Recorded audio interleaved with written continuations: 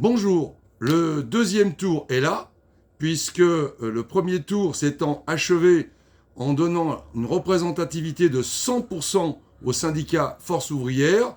Donc il vous représentera pour les prochaines négociations de salaire qui seront des vraies négociations de salaire, et ce sera bien entendu Jamal qui sera votre délégué syndical. Mais attention, puisque là il va falloir voter pour le deuxième tour pour les sièges au CSE. Et là il ne faut pas vous tromper. Vous avez une particularité pour ce deuxième tour, puisque nous avons vu apparaître une liste qui est la liste du patron, ne vous méprenez pas, c'est cette liste-là, qui est d'ailleurs décrite avec un tissu de mensonges derrière. Alors pour la procédure du vote, vous avez cette fois-ci toujours deux enveloppes, une enveloppe bleue, une enveloppe blanche, ainsi qu'une grande enveloppe qu'il faudra renvoyer avec le contenu du vote. Mais n'oubliez pas, puisque au premier tour, il y a eu quelques erreurs de ce point de vue-là, il faut bien écrire votre nom et votre prénom. Le collège, eh bien là, il s'agit du collège 1. Et surtout, n'oubliez pas de signer là en bas, parce qu'autrement, le vote, il n'est pas valable. Il ne sera pas pris en compte. Donc cette fois-ci, il faut faire attention, puisque vous avez deux bulletins. Vous avez un bulletin, la liste du patron, et un bulletin Force ouvrière qui était déjà présent au premier tour. Donc vous prenez le bulletin qui est cette fois-ci de couleur blanche.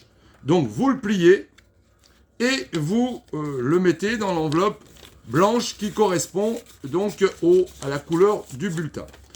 Vous insérez cette enveloppe dans la grande enveloppe, comme ceci. Voilà. Puis vous prenez le bulletin bleu, cette fois-ci, avec Force ouvrière toujours, ça c'est la liste du patron, ne vous trompez pas.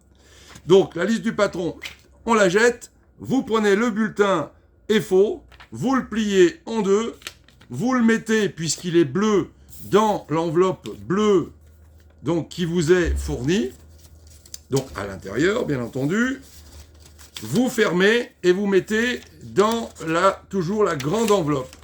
Vous fermez la grande enveloppe et, je vous répète, nom, prénom, le numéro de collège qui est le 1 et surtout votre signature.